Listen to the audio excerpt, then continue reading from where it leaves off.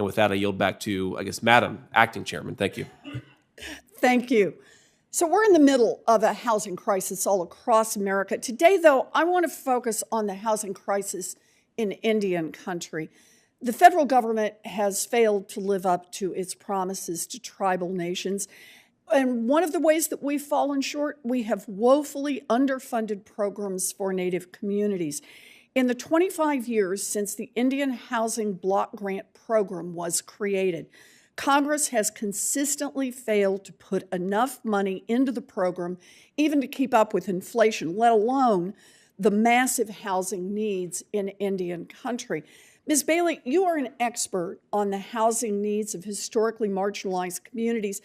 How have tribal communities been affected by the federal government's failure to adequately fund tribal housing programs?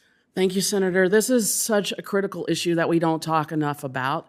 For tribal nations, housing quality is a huge issue. We haven't helped them invest in housing and in order to keep their properties from deteriorating.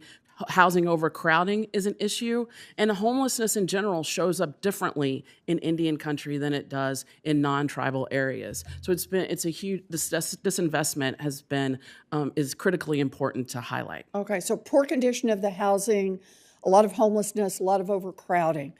The federal government's refusal to provide basic funding to Native communities is one of the reasons that I introduced my Honoring Promises to Native Nations Act back in 2022. One of the core promises of that bill is that tribal communities should be entitled to 5% of federal dollars, as tribal groups have demanded for years, in order to fulfill the federal government's trust and treaty obligations.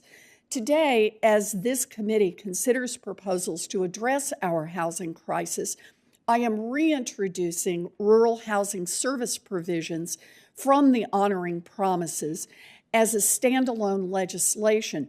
The Tribal Rural Housing Access Act would set aside 5% of rural housing service funds for tribes, Native community development financial institutions, Native-owned entities, and tribal members. My bill has been endorsed by Native CDFI Network, National Congress of American Indians, National American Indian Housing Council, Housing Assistance Council, and National Rural Housing Coalition.